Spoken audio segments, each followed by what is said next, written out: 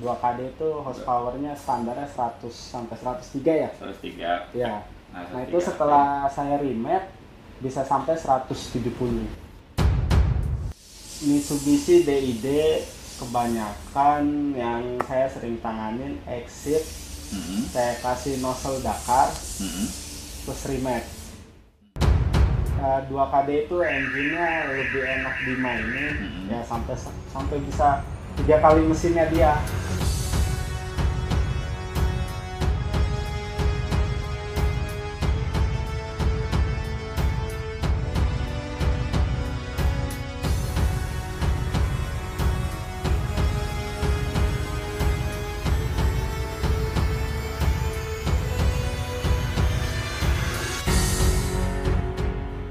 Balik lagi dengan teman sekalian sedang nonton Proliva Channel. Oke, masih di segmen obrolan bengkel. Dan masih sama Om Rohmat dari Satria Jadisel. Halo Om. Hey. Satria Jadisel Tangerang. Oke, di segmen sebelumnya kita bahas mengenai macam-macam sistem bahan bakar untuk mesin diesel, mulai dari Boscom, Common Rail. Ya. Terus Common Rail juga ada yang Jepang, terus ada yang Eropa, ada yang Bosch gitu ya. Kita udah bahas semua di situ. Buat kalian yang belum nonton, videonya ada di atas itu tuh, silahkan tonton dulu ya, baru kita kesini. Nah, sekarang kita mau bahas mengenai remap Innova yang 2KD. Ini kan gosipnya pada di remap gitu, dan Ya. powernya bisa ngalahin 2GD. Bener nggak? Benar itu. Pernah bikin? Kalau saya bikin bener nol dari sini itu kurang lebih ada 2 unit. Sisanya itu saya cuma minta tolong, saya udah bikin di sana. Injektornya tolong ituin karena solarnya kurang. Nah, itu setelah kalau saya bikin sendiri itu jadi misal Innova 2KD itu horsepower-nya standarnya 100 sampai 103 ya? 103. Ya. Nah, itu 103. setelah saya remap bisa sampai 170. 170. Ya. Remap itu berarti pengaturan timing, Remap itu debit. jadi kita bisa dibilang bukan manipulasi sih. Jadi kita setting ulang untuk bagian ECU. Jadi yang di setting itu dari ada throttle position sensor TPS, nah, terus CMP, CKP, pressure rail injector, sama map sensor. Itu di set ulang. Di set ulang, jadi kita bikin agak naik, seberapa dia cepat naiknya, terus berapa persen gitu. Datanya berarti bengkel yang tahu. Iya. Kan di set ulang itu bisa jadi gagal kan? Bisa jadi lebih drop. Bisa jadi kalau memang salah ya. Setelah remap itu emang sesignifikan itu? Iya, sangat jauh. Karena kan dari yang tadi itu dari timing udah dirubah.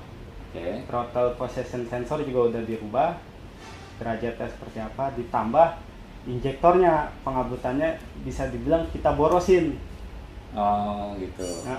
Tetapi dia maksudnya nggak begitu boros, jadi menyesuaikan lah dengan power yang ada gitu.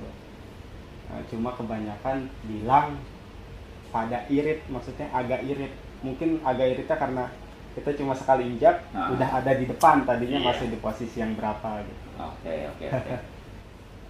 Sebetulnya settingannya diborosin, tapi aktualnya pada saat dihitung lebih irit. Karena injaknya lebih sedikit ya. Iya, lebih sedikit udah jalan gitu. Itu prosesnya lama nggak remap ECU? Untuk Mitsubishi 10 menit.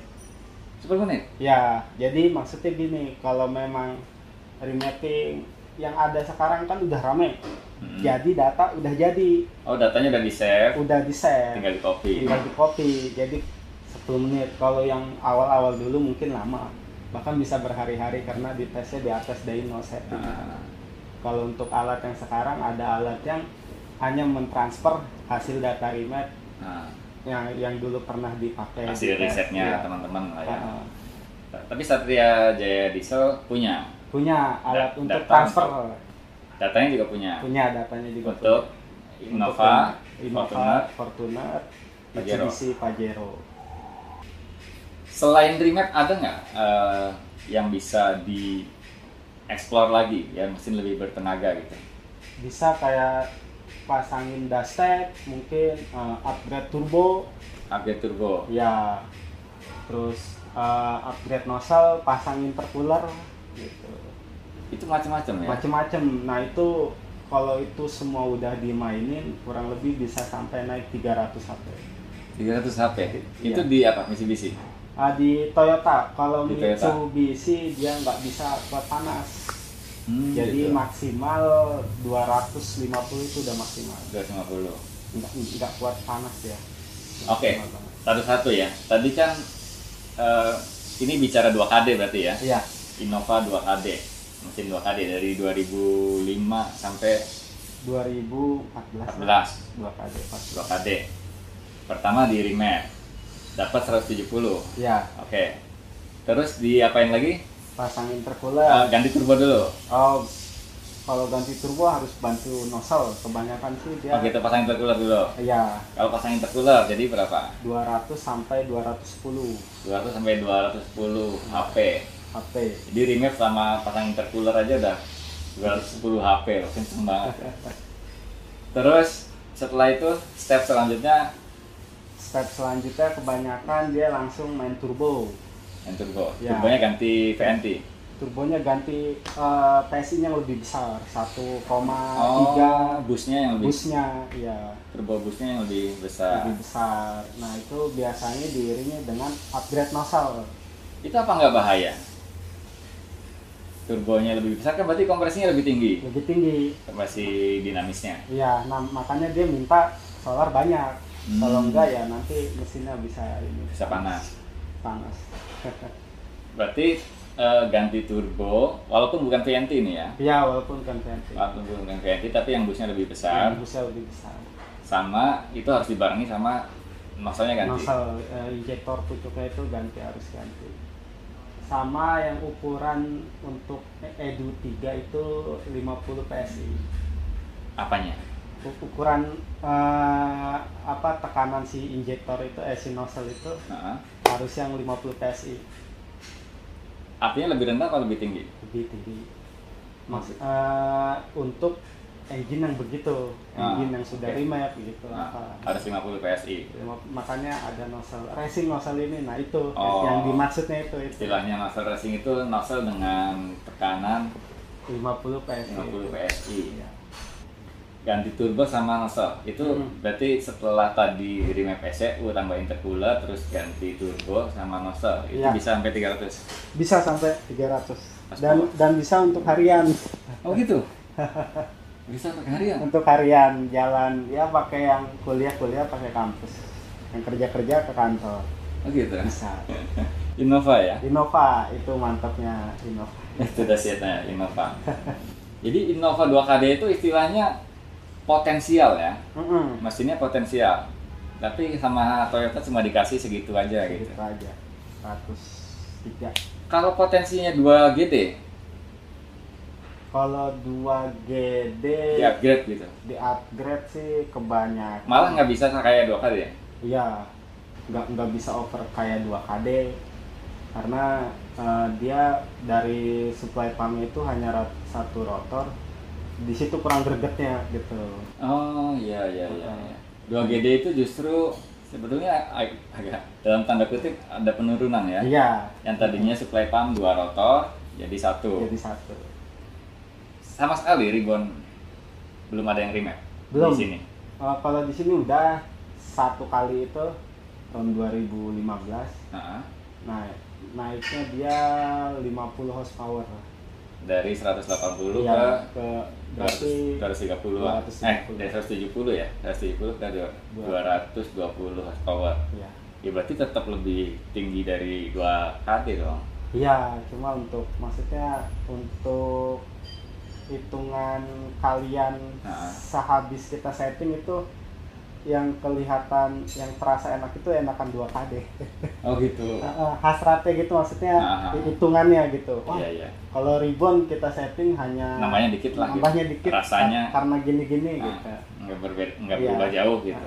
Tapi kalau 2KD lebih, kita mau apain juga. Kan karena bahannya lemot, ya kan? Karena standarnya cuma 103. Iya. Jadi begitu udah remap itu kayaknya langsung kerasa banget, iya kan? jauh. Ini kayak bukan mobil gua nih. Gitu. Oke, sekarang Mitsubishi yang DID itu kan pernah upgrade juga di sini. Mitsubishi DID kebanyakan yang saya sering tanganin exit, saya kasih nozzle Dakar, terus remap. Nah itu remap aja dia naik 170-an tadi. Dari horsepower standarnya, tambah saya upgrade nozzle itu bisa 200-an. Gitu. Jadi nggak perlu ganti intercooler, pasang intercooler gitu. Pajero Exit yang new Pajero kan? Yang lama, yang 2013. Exit yang lama. Iya, yang Exit yang lama. Exit yang baru pun masih pakai mesin lama. Masih pakai mesin lama itu bisa. Jadi kalau kalian pengen beli Pajero yang murah itu belinya Exit. Kalau powernya pengen kayak Dakar atau pengen lewatin Dakar, bisa bawa ke sini ya. Langsung di upgrade biar jos. Upgrade-nya itu pertama remap. Terus masalahnya ganti punya Dakar. PNP langsung. Tapi kalau saya seringnya setting dulu. Gitu. Kalau saya karena sering kasih debit solar yang agak banyak. Itu berapa sih biaya remap diesel gitu? Untuk remap Exit misalkan. Exit ya. Kelasan sih untuk wilayah sini ya 3.500.000. 3.500.000. Ya. Sama ganti nozzle? Kalau ganti nozzle nozzle mahal. Satunya itu nozzle-nya 750 kali. 750.000 dong. Satu piece. Nozzle Mitsubishi tuh? Iya. 750. 750.000 loh. Ada yang bilang nozzle 3 juta, 5 juta. Nozzle pucuknya, kalau esi ya. Oh, bukan nozzle esi. Yang diganti tuh pucuknya aja, pakai Dakar. Oke, berarti 750 kali 4 3 juta, ya 6 juta, 7 juta ya. Iya, upgrade. Legends. Jadi kalian punya Exit, tambahin uang 7 juta udah lebih kenceng dari Dakar. Masalah nggak itu? Beresiko nggak buat harian? Kalau untuk segitu sih enggak, tapi kalau buat kayak turbonya ganti, kalau ditambahin lagi itu jangan. Udah rawan ya? Rawan sekali kalau untuk Mitsubishi. Oke, sekarang Innova tadi. Innova berapa? Remap sama remap berapa Innova? Remap sama segitu. Sama 3 jutaan. Terus kalau pasang itu intercooler? Pasang intercooler itu 7.200.000-an. 7.200.000. Oke, berarti 10 juta sekian sampai 11. Terus ganti turbo? Wah, turbonya aja bisa belasan puluhan. Oke, turbo 20 juta. 20-an lah, 20 juta. Oke, 31 juta. Terus ganti nozzle. Nozzle-nya satunya 1 juta. Satunya 1 juta, 4 juta. 4 juta. Nah, pokoknya 35 juta, Innova lama itu bisa 300 horsepower ya. Tapi dia bantu transmisi juga harus ini. Oh iya ya. Tenaganya kegedean. Iya, nanti slip. Belum transmisi terus brake, jadi harus seimbang semua. Rem segala. Iya. Oke. Tapi kalau kalian cuma pengen Innova lama, pengen powernya 300-an horsepower itu ternyata gampang ya? Gampang. Asal ada uangnya? Ada uang. Ya kurang lebih habis 70 lah. 70 udah sama transmisi? Sama transmisi, sama rem. Ya. Satu set. Sama sistem brake upgrade. 2KD itu engine-nya lebih enak dimainin, ya sampai bisa 3 kali mesinnya dia. Iya, kan standarnya 100 itu 103, ini 300. Jadi sama dengan kita pasang 3 mesin di mobil. Gila, luar biasa. Oke. Pokoknya kalian punya mesin diesel, problem bawa ke sini. Pengen upgrade bawa ke sini. Ya nggak? Nanti ketemu sama Om Rohmat. masih banyak banget yang pengen saya tanyain sebetulnya mengenai mesin diesel, tapi nanti aja kita lanjut di sesi berikutnya. Buat kalian yang pengen mantengin obrolan tentang bengkel, pantengin terus channel ini. Oke, makasih banyak Om Rahmat waktunya. Siap. Thank you, makasih banyak. Jangan lupa subscribe Prolivo Channel. Kalau dirasa video ini bermanfaat, silahkan share. Thank you.